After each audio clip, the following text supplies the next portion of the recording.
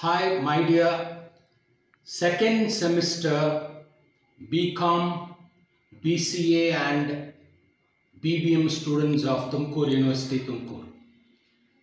Today I am addressing second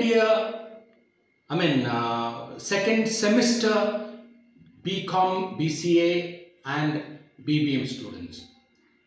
Today's video is not for the fourth sem students. Let me make it very clear.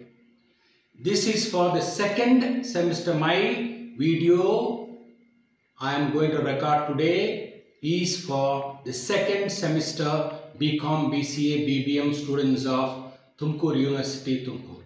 Hi, I am your English teacher P. Raghavendra, Associate Professor of English in Government First Grade College, Tumkur.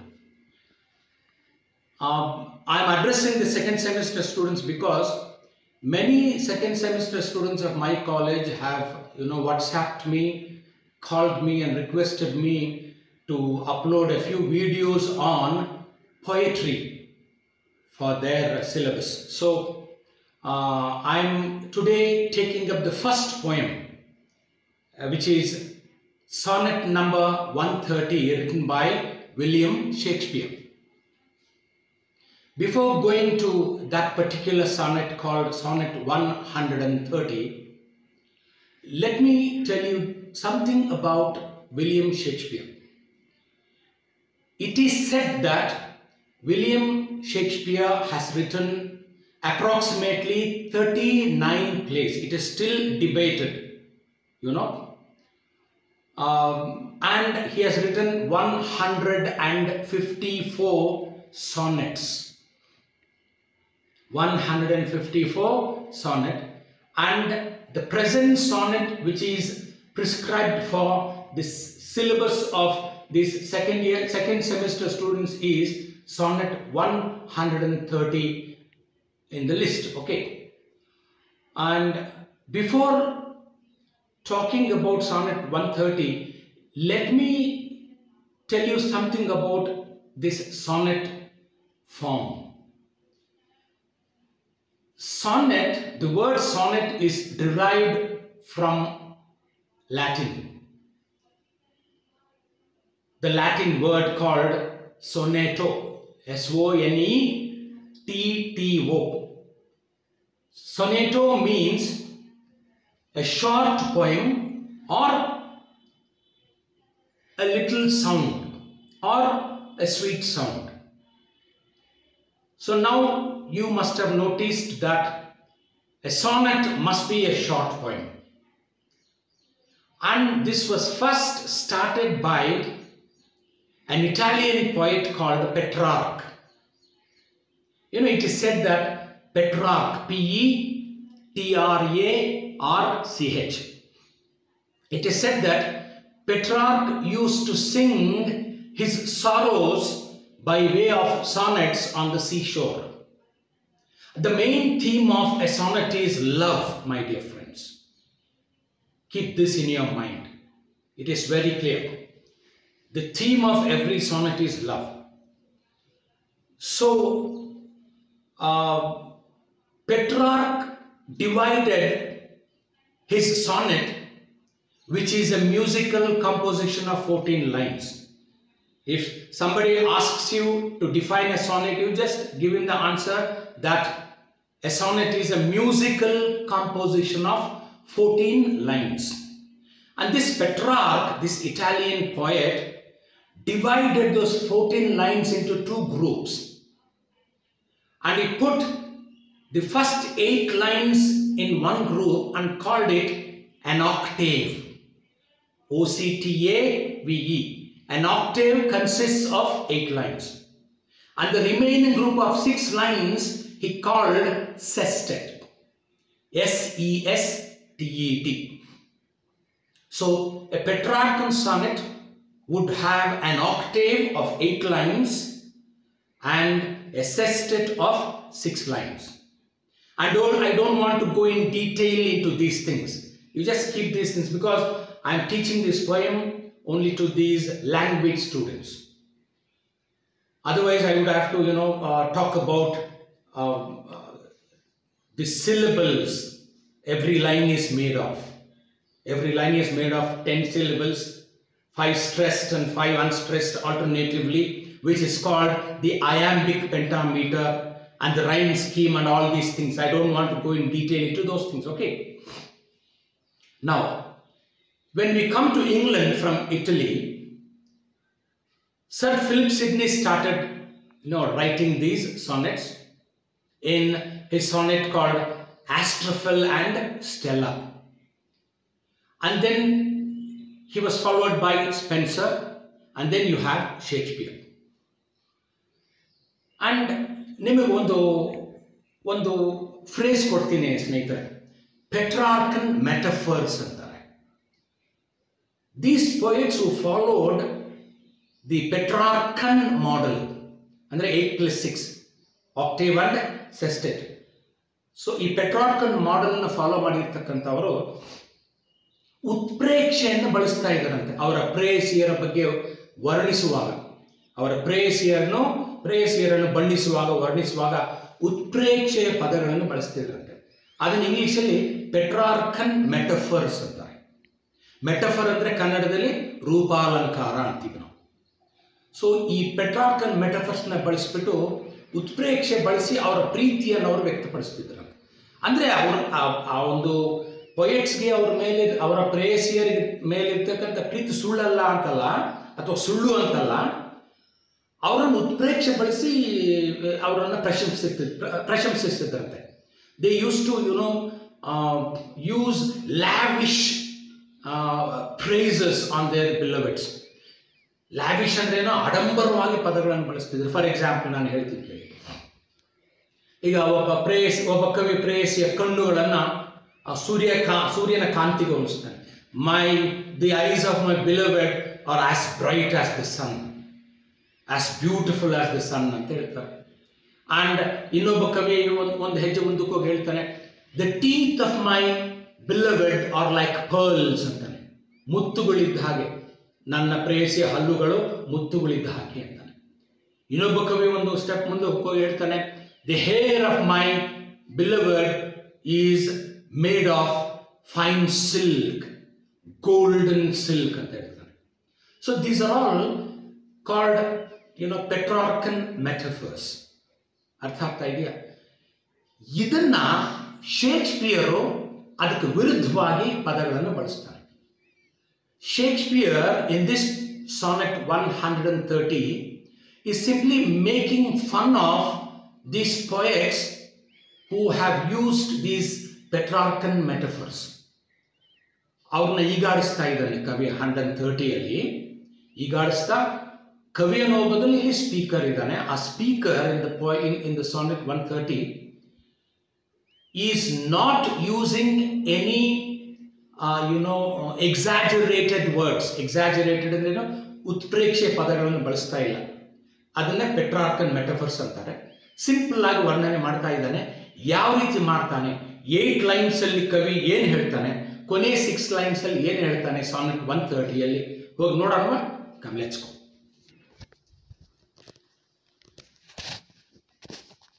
First of all I will give A read through of this sonnet. ಒಮ್ಮೆ ಓದ್ಬಿಡ್ತೀನಿ ನೋಡಿ. ನಾನು ಕೈಯಲ್ಲಿ ಬರೆದಿದ್ದೇನೆ. Text ಇಟ್ಕೊಂಡ್ರೆ ನಿಮ್ಗೆ ಅಷ್ಟು ಕಾಣಿಸಲ್ಲ ಅಂತ.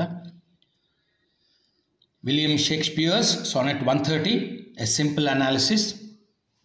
ನೋಡಿ ಇಲ್ಲಿ ಹೇಳ್ತಾನೆ, my mistress's eyes are nothing like the sun. Coral is far more red than her lips red. If snow be white, why then her breasts are dun. If hairs be wires, black wires grow on her head. I have seen roses damasked, red and white, but no such roses see I in her cheeks. And in some perfumes is there more delight than in the breath that from my mistress reeks. ಇದು octave ಆಗುತ್ತೆ, 8 lines. ಇನ್ನು 6 lines ಅಲ್ಲಿ ನೋಡಿ. I love to hear her speak, yet well I know that music hath a far more pleasing sound. I repeat, I love to hear her speak, yet well I know that music hath a far more pleasing sound. I grant I never saw a goddess go. My mistress, when she walks, treads on the ground. And yet, by heaven, I think my love as rare as any she belied with false compare. So this is one read through of the sonnet. Now I'll explain every line for you. ನೋಡಿ, ಮೊದಲನೇ ಸಾಲಿನಲ್ಲಿ my mistress's eyes ರೆಡಿಂಗ್ ಕಲ್ಲಿ round off ಮಾಡಿದ್ದಾನೆ. ಈ ಕಣ್ಣುಗಳನ್ನು, this eyes, the word eyes is a Petrarchan metaphor, dear students.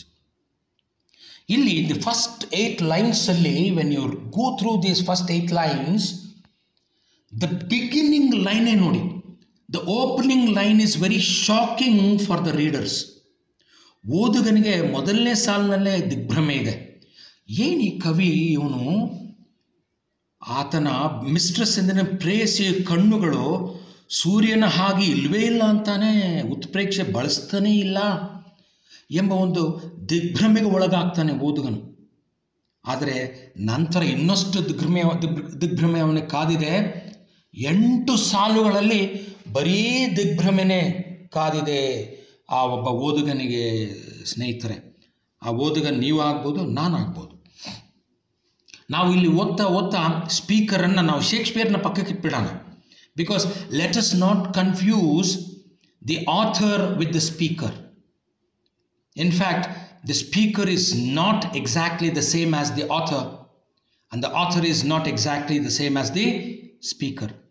Author speaker ಒಂದೇ ಅಲ್ಲ. ಹಾಗಾಗಿ ನಾವು ಒಬ್ಬ ಸ್ಪೀಕರ್ ಆಗಿ ನಮ್ಮನ್ನು ನಾವು ಇಲ್ಲಿ ಈ ಒಂದು ಸ್ಪೀಕರ್ನ ಸ್ಥಳದಲ್ಲಿ ಹಾಕ್ಕೊಂಡು ನೋಡೋಣ ಸ್ನೇಹಿತರೆ. ಮೈ ಮಿಸ್ಟ್ರೆಸಸ್ ಐಸ್, ನನ್ನ ಪ್ರೇಯಸಿಯ ಕಣ್ಣುಗಳು, ಆರ್ ನಥಿಂಗ್ ಲೈಕ್ ದ ಸನ್. ನೋಡಿ, ಹಿಂದಿನ ಕಾಲದ ಕವಿಗಳು ಸೂರ್ಯನ ಕಿರಣಗಳಿಗೆ ಅವರ ಪ್ರೇಯಸಿಯರ ಕಣ್ಣುಗಳನ್ನು ಹೋಲಿಸ್ತಾ ಇದ್ರು. ಅರ್ಥ ಆಗ್ತಾ ಇದೆಯಾ? ಇಲ್ಲಿ ಕವಿ ನೆಗೆಟಿವ್ ಸ್ಟ್ಯಾನ್ಸ್ ಅನ್ನು ತೆಗೆದುಕೊಳ್ತಾ ಇದ್ದಾನೆ. He is using negative things for his beloved. ಕವಿ ಅನ್ನೋದಕ್ಕಿಂತಲೂ ಸ್ಪೀಕರ್.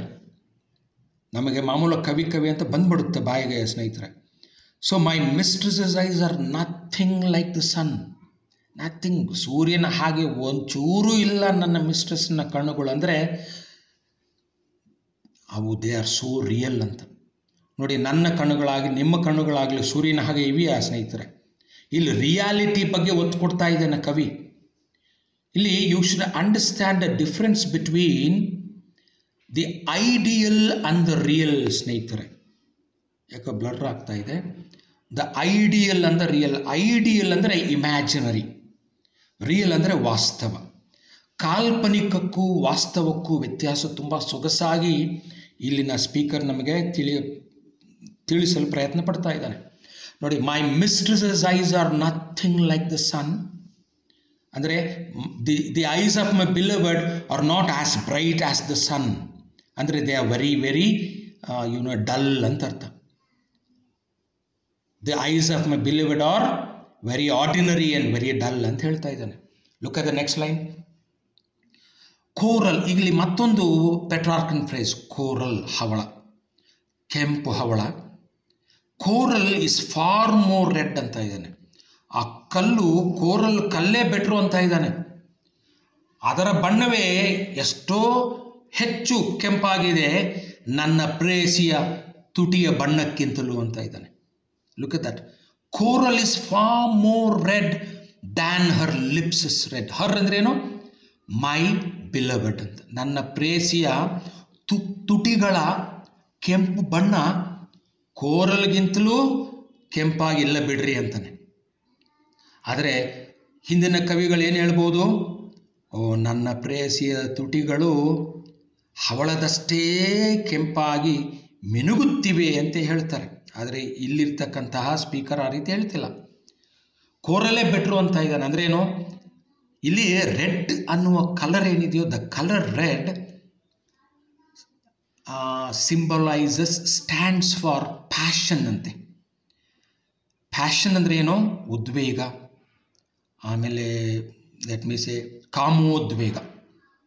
ಆ ತುಟಿಗಳು, ಕೆಂಪು ತುಟಿಗಳನ್ನು ಕಂಡು ಕೂಡಲೇ, ಹೆಣ್ಣಿನ ಕೆಂಪು ತುಟಿಗಳನ್ನು ಕಂಡು ಕೂಡಲೇ ಪುರುಷನು ಅವುಗಳ ಕಡೆಗೆ ಆಕರ್ಷಿತನಾಗ್ತಾನೆ ಸ್ನೇಹಿತರೆ. ಅಷ್ಟು ಕೆಂಪೇನಿಲ್ಲ ಬಿಡ್ರಿ, ನನ್ನ ಪ್ರೇಯಸಿ ಅಂತ ಇದ್ದಾನೆ. ಸೊ ಸಾಧಾರಣವಾದ ತುಟಿಗಳನ್ನು ಹೊಂದಿರತಕ್ಕಂಥ ಅವಳು ನನ್ನ ಪ್ರೇಯಸಿ ಅಂತಿದ್ದಾನೆ. ವಿಚ್ ಇಸ್ ನೆಗೆಟಿವ್ ಟೋನ್ ಅಂತೀವಿ, TONE. ಆ ಧ್ವನಿ ನೆಗೆಟಿವ್ ಆಗಿದೆ ನೋಡಿ, ಎರಡರಲ್ಲೂ ಪಾಸಿಟಿವ್ ಇಲ್ಲ. My mistress's eyes are nothing like the sun ಅಂತಾನೆ. ಆಮೇಲೆ coral is far more red than her lips is red. ಅಂದ್ರೇನು? The colour of the coral is redder than the redness of the lips of his beloved ಅಂತ ಇದ್ದಾನೆ speaker. Next line ನೋಡಿ. If snow is white, be ಅಂದ್ರೆ ಏನು? Is ಅಂತ. If snow is white, snow ಅಂದರೆ ಹಿಮದ ಬಣ್ಣ ಬಿಳಿ ಇದ್ರೇನಂತೆ ವೈದನ್ ಅಂದ್ರೆ ಏನು? ನನಗನ್ಸುತ್ತೆ ಹರ್ ಬ್ರೆಸ್ ಆರ್ ಡನ್. ಆಕೆಯ ಬ್ರೆಸ್ಟುಗಳು ಡನ್ ಅಂದ್ರೇನು? ಬ್ರೌನ್ ಕಲರ್, ಸಾಧಾರಣವಾದ colour. So the breast of my beloved is not white. This whiteness ಏನಾಗುತ್ತಪ್ಪ ಅಂದರೆ it symbolises class, richness, aristocratic people. ಶ್ರೀಮಂತ ಮನೆತನದಿಂದ ಬಂದಿರತಕ್ಕಂಥ ಹೆಣ್ಣು ಮಗು ಇಂಗ್ಲೆಂಡಲ್ಲಿ ಫೇರ್ ವೈಟ್ ಆಗಿರ್ತಾಳೆ. ಯಾಕೆಂದರೆ ಆಕೆ ಹೊರಗಡೆ ಹೋಗೋದೇ ಇಲ್ಲ, ಎಲ್ಲ ಸುಖಗಳು ಮನೆಯಲ್ಲೇ ಸಿಗ್ತವೆ, ಅರಮನೆಯಲ್ಲೇ ಸಿಗ್ತವೆ. ಹಾಗಾಗಿ she will be white. But the speaker says his beloved's breasts are dun. Dun ಅಂದ್ರೇನು? ಬ್ರೌನಿಷ್ ಕಲರ್ ಅಥವಾ very very ordinary tanned colour ಅಂತಾರೆ. ಪಾಪ ಆತನ ಪ್ರೇಯಸಿ ಹೊರಗಡೆ ಓಡಾಡ್ತಾಳೆ, ಹಾಗಾಗಿ ಮೈ ಬಣ್ಣ ಡನ್ ಆಗಿದೆ ಅಂದ್ರೇನು? ಟ್ಯಾಂಡ್ ಆಗಿದೆ, ಬ್ರೌನಿಷ್ ಕಲರ್ ಆಗಿದೆ ಅಂತ ಇದ್ದಾಳೆ. ಸೊ ಇಲ್ಲಿ the speaker wants to say that his beloved is not from any rich family but an ordinary woman. ತುಂಬ ಸಾಧಾರಣವಾದ ಹೆಣ್ಣು ಅಂತ ಹೇಳ್ತಾ ಇದ್ದೀನಿ. ಇಲ್ಲಿ ಕೂಡ ನೆಗೆಟಿವ್ ಟೋನ್ ಇದೆ ನೋಡಿ. Eyes are nothing like the sun ಅಂತ ಇದ್ದಾನೆ. ಕೋರಲ್ಲೇ ಎಷ್ಟೋ ಕೆಂಪುತನವನ್ನು ಹೊಂದಿದೆ ಆತನ ಪ್ರೇಯಸಿಯ ತುಟಿಗಳಿಗಿಂತಲೂ ಅಂತಾನೆ. ಆ್ಯಂಡ್ ಇಫ್ ಸ್ನೋ ಅನ್ನೋದು ವೈಟ್ ಇದ್ದರೆ ಆಕೆಯ ಬ್ರೆಸ್ಟ್ಗಳು ಅಷ್ಟೇನು ವೈಟ್ ಇಲ್ಲ ಬಿಡಿ ಅಂತಾನೆ. ಆಕೆಯ ಶರೀರದ ಬಣ್ಣದ ಬಗ್ಗೆ ಹೇಳ್ತಾ ಇದ್ದಾನೆ. Then he says if hairs be wires. ಈ ಹೇರ್ ಬಗ್ಗೆ ನೋಡಿ, ಈ ಪೆಟ್ರಾರ್ಕನ್ ಈ ಪೆಟ್ರಾರ್ಕನ್ ಮೆಟಫರ್ಸ್ ಬಗ್ಗೆ, ಹೇರ್ ಬಗ್ಗೆ ಇಲ್ಲಿ ನಾನು ವಿಡಿಯೋದಲ್ಲಿ ಇಲ್ಲಿದೆ ನೋಡಿ, ಹೇಳ್ತೀನಿ ಸಾಲುಗಳು. ಇಲ್ಲಿ ನೋಡಿ,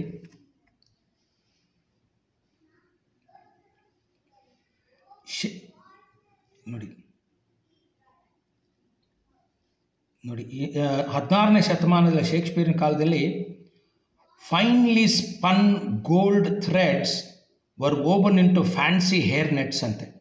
ಗೋಲ್ಡ್ ಥ್ರೆಡ್ಸನ್ನು ಬಳಸ್ಕೊಂಡು ಇಂಗ್ಲೆಂಡಲ್ಲಿ ರಿಚ್ ಪೀಪಲ್ಗೆ ಹೇರ್ ನೆಟ್ಸ್ ಅಂತಾರೆ. ಕೂದಲನ್ನು ಸುತ್ತಿಸ್ಕೊಂಡು ಅದಕ್ಕೆ ನೆಟ್ ಹಾಕ್ತಿದ್ರಂತೆ. ಅದು ಗೋಲ್ಡ್ ಥ್ರೆಡ್ಸಿಂದ ಮಾಡಲ್ಪಟ್ಟಿತ್ತಂತೆ. ಯಾವಾಗ? ಶೇಕ್ಸ್ಪಿಯರ್ನ ಕಾಲದಲ್ಲಿ. ಹಾಗಾಗಿ ಇಲ್ಲಿ ಗೋಲ್ಡ್ ಥ್ರೆಡ್ಸ್ ಹೋಗಿ ಕವನದಲ್ಲಿ ಏನಾಯಿತು? ವಯರ್ಸ್ ಆಯಿತು. ಥ್ರೆಡ್ಸ್ ಹೋಗಿ ವಯರ್ಸ್ ಆಯಿತು. ನೋಡಿ, ಇಲ್ಲಿ ಸ್ಪೆನ್ಸರ್ ಎಂಬ ಕವಿ ಶೇಕ್ಸ್ಪಿಯರ್ನ ಕಾಲದಲ್ಲಿ ಹಿ ಯೂಸಸ್ ಪೆಟ್ರಾರ್ಕನ್ ಮೆಟಫಾರ್. ನೋಡಿ, ಇಲ್ಲಿ ಹೇಳ್ತಾನೆ, ಹರ್ ಲಾಂಗ್, ಅವನ ಪ್ರೇಯಸಿ ಬಗ್ಗೆ ಸ್ಪೆನ್ಸರ್ ಎಂಬ ಕವಿ ಹೇಳ್ತಾನೆ ನೋಡಿ, her long loose yellow locks ಅಂದರೆ ಜಡೆ. Her long loose yellow locks like golden wire. ನೋಡಿ, ಇಲ್ಲಿ ಹೇಳ್ತಾ ಇದ್ದಾನೆ ಗೋಲ್ಡನ್ ವಯರ್ ಥರ ಇದೆ ಅಂತ. ಆದರೆ ಇವನೇನು ಹೇಳ್ತಾನೆ ಕವಿ ನಮ್ಮ ಶೇಕ್ಸ್ಪಿಯರ್ ಸಾನೆಟಲ್ಲಿ? ಬ್ಲ್ಯಾಕ್ ವಯರ್ಸ್ ಅಂತಾನೆ. ಸ್ಪೆನ್ಸರ್ ಏನು ಹೇಳ್ತಾನೆ? Golden wire sprinkled with pearl. ನೋಡಿ, ಅವನ ಪ್ರೇಯಸಿಯ ಕೂದಲಿನ ಜಡೆಗಳು ಚಿನ್ನದ ವಯರಿಂದ ಮಾಡಲ್ಪಟ್ಟಿದ್ದು. ಅದರ ಮೇಲೆ ಏನು ಚೆಲ್ಲಲ್ಪಟ್ಟಿದೆ? ಸ್ಪ್ರಿಂಕಲ್ಡ್ ಅಂದ್ರೇನು? ಚೆಲ್ಲಲ್ಪಟ್ಟಿತ್ತು ಅಂದರೆ ಪರ್ಲ್ಸ್ ಅಂದರೆ ಏನೋ ಮುತ್ತುಗಳು, ಮುತ್ತುಗಳಿಂದ ಅವಳ ಕೂದಲ ಮೇಲೆಲ್ಲ ಮುತ್ತುಗಳ ಒಂದು ಸ್ಪರ್ಶ ಇದೆ. ಮತ್ತು ಅವಳ ಜಡೆ ಯಾವುದರಿಂದ ಮಾಡಲ್ಪಟ್ಟಿತ್ತು? ಗೋಲ್ಡನ್ ವೈರ್ ಅಂತಾನೆ. ಹೌದಾ ಇಲ್ವಾ ಸ್ನೇಹಿತರೆ? This is called Petrarchan metaphor. ಇದಕ್ಕೆ ವಿರುದ್ಧವಾಗಿ ಇಲ್ಲಿ ನಮ್ಮ ಕವಿ ಹೇಳ್ತಾ ಇದ್ದಾನೆ. ಅಲ್ಲಿ ಗೋಲ್ಡನ್ ವೈರ್ಸ್ ಇಲ್ಲ. ಈ says if hairs be wires. ನೋಡಿ, ಸ್ಪೆನ್ಸರ್ ಹೇಳ್ದಂಗೆ ಪ್ರೇಯಸಿಯ ತಲೆ ಕೂದಲು ವೈರ್ ಇದ್ದರೆ ಅದು ಗೋಲ್ಡ್ ವೈರ್ ಅಲ್ಲ, ಬ್ಲ್ಯಾಕ್ ವೈರ್ಸ್ ಅಂತಾನೆ. Black wires grow on our head. ಇಲ್ಲಿ ಮತ್ತೆ ನೆಗೆಟಿವ್ ಟೋನ್ ಇದೆ. If the hair of my beloved is a wire, it is not gold wire but black wire ಅಥವಾ ಬ್ಲ್ಯಾಕ್ ವೈರ್ಸ್ ಅಂತಾನೆ. ಎಲ್ಲ negative ಮಾತಾಡ್ತಾ ಇದ್ದಾನೆ. ದೆನ್ ಇನ್ನೊಂದು ಕಡೆ ಹೇಳ್ತಾನೆ, I have seen roses damasked. Roses ಡಮಾಸ್ಟ್ ಅಂದರೆ ಈ ಕೆಲವು ರೋಸಸ್ಸು ಹೈಬ್ರಿಡ್ ರೋಸಸ್ ಇತ್ತು, ಭಾಳ very rare and special roses ಅಂತ. ದೇ ಆರ್ ವೆರಿ ವ್ಯಾಲ್ಯೂಬಲ್, ಬಹಳ ಮೌಲ್ಯವನ್ನು ಬೆಲೆಯನ್ನು ಬಾಳ್ತಕ್ಕಂಥ ರೋಸಸ್ಸು. ಅವು ವೈಟ್ ಆ್ಯಂಡ್ ರೆಡ್ ಕಲರ್ನ ಮಿಶ್ರಣದಲ್ಲಿರುತ್ತಂತೆ. ತುಂಬ ಬ್ಯೂಟಿಫುಲ್ ಆಗಿರುತ್ತಂತೆ. ಭಾಳ ಅಪರೂಪದ ರೋಸಸ್ ಅಂತ ಇವು. ವಿಶಿಷ್ಟವಾದ ಬಣ್ಣ ಅದು, ವೈಟ್ ಆ್ಯಂಡ್ ರೆಡ್ ಕಲರ್. ಅದನ್ನು ನಾನು ನೋಡಿದ್ದೇನೆ ಅಂತ ಕವಿ. I have seen roses damasked red and white. ನೋಡಿದ್ದೇನೆ, but no such roses see I in her cheeks. ಆದರೆ ಅಂತಹ ರೋಸಸ್ನ ನೋಡಲ್ಲ, ನೋ ಸಿ ಅಂತ ನೋಡಿ. But no such roses I see ಅಂದರೆ ಏನು? I don't see such roses in her cheeks. ಅವಳ ಕೆನ್ನೆಗಳಲ್ಲಿ ನಾನು ಅಂಥ ರೋಸಸ್ನ ನೋಡುವುದಿಲ್ಲ ಅಂತಾನೆ. ಸ್ನೇಹಿತರೆ, ರೋಸ್ಗೆ ಒಂದು ಸಂಕೇತ ಇದೆ. ಸೌಂದರ್ಯ ಬೇರೆ, ಜೊತೆಯಲ್ಲಿ ಒಬ್ಬ ಪ್ರೇಯಸಿಯ ಕೆನ್ನೆ ಗುಲಾಬಿ ಹೂವು ಬಣ್ಣವನ್ನು ಹೊಂದಿದೆ ಅಂದರೆ ಆಕೆ ರಿಯಲ್ ಅಲ್ಲ, ಏನೋ ರಹಸ್ಯವನ್ನು ಅಡಗಿಸಿಟ್ಟಿದ್ದಾಳೆ ಅಂತ. ಶಿ ಹ್ಯಾಸ್ ಸಮ್ ಸೀಕ್ರೆಟ್ಸ್ ಅಂತ. She is not what she appears to be ಅಂತ. ಅಂದರೆ ಅವಳು ಕಾಣಿಸಿಕೊಳ್ಳುವಷ್ಟು ಸತ್ಯ ಅವಳಲ್ಲಿ ಇಲ್ಲ ಅಂತ ಅರ್ಥ ಅಂತೆ ಕೆಲವು ಹೇಳ್ತಾರೆ. So rose flower also symbolises secrecy ಅಂತೆ. ಆದರೆ ಇಲ್ಲೇ ಹೇಳ್ತಾ ಇದ್ದಾನೆ, ಅಂತಹ ಸೀಕ್ರೆಸಿ ನನ್ನ ಪ್ರೇಯಸಿಯ ಕೆನ್ನೆಗಳಲ್ಲಿಲ್ಲ. ಯಾಕೆಂದರೆ what you see is what you get ಅಂತ ಕವಿ. ನೀನು ಏನು ನೋಡ್ತೀಯೋ, ನಾನು ಏನು ನನ್ನ ಪ್ರೇಯಸಿಯ ಮುಖವನ್ನು ನೋಡ್ತೀನೋ ಅದೇ ಸತ್ಯ, ಅಷ್ಟನ್ನೇ ನಾನು ಪಡ್ಕೋತೀನಿ. ಆದರೆ ಹಿಂದೆ ಏನೇ ರಹಸ್ಯ ಅಡಗಿಸಿಲ್ಲ ನನ್ನ ಪ್ರೇಯಸಿ ಅಂತಾನೆ. So she is so natural ಅಂತ. Why but no such roses I see in her cheeks. Negative ಬಳಸ್ತಾನೆ, ಆದರೆ ಪಾಸಿಟಿವ್ ಇದೆ. ಪ್ರತಿ ನೆಗೆಟಿವ್ ಟೋನ್ನಲ್ಲಿ ಕವಿ ಪಾಸಿಟಿವನ್ನು ಇಟ್ಕೊಂಡು ಹೇಳ್ತಾ ಇದ್ದಾನೆ. But no such roses I see in her cheeks. ಆಮೇಲೆ ದೆನ್ ಈ ಕಮ್ಸ್ ಟು ಪರ್ಫ್ಯೂಮ್ಸ್. ಪರ್ಫ್ಯೂಮ್ ಅಂದರೆ ಒಂದು ಸುಗಂಧ ದ್ರವ್ಯಗಳು. ಅದು ಒಂದು ಪೆಟ್ರಾರ್ಕನ್ ಮೆಟಫರ್, ಅಂದರೆ ಉತ್ಪ್ರೇಕ್ಷೆ ಬಳಸುವ ಪದಗಳು. ಅವನು ಹೇಳ್ತಾನೆ ಕವಿ, in some perfumes there is more delight. ಕೆಲವು ಈ ಒಂದು ಸುಗಂಧ ದ್ರವ್ಯಗಳನ್ನು ವಾಸನೆ ನೋಡಿದಾಗ ಡಿಲೈಟ್, ಸಂತಸವಾಗುತ್ತೆ ಮನುಷ್ಯನಿಗೆ.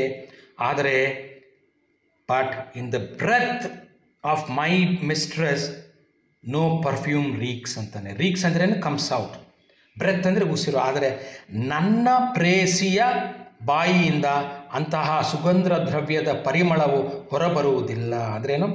ಆಕೆಯ ಬಾಯಿಂದ ಹೊರಬರುವ ಸುವಾಸನೆ ಬಹಳ ಸಾಧಾರಣವಾದಂಥದ್ದು. It's a very ordinary breath.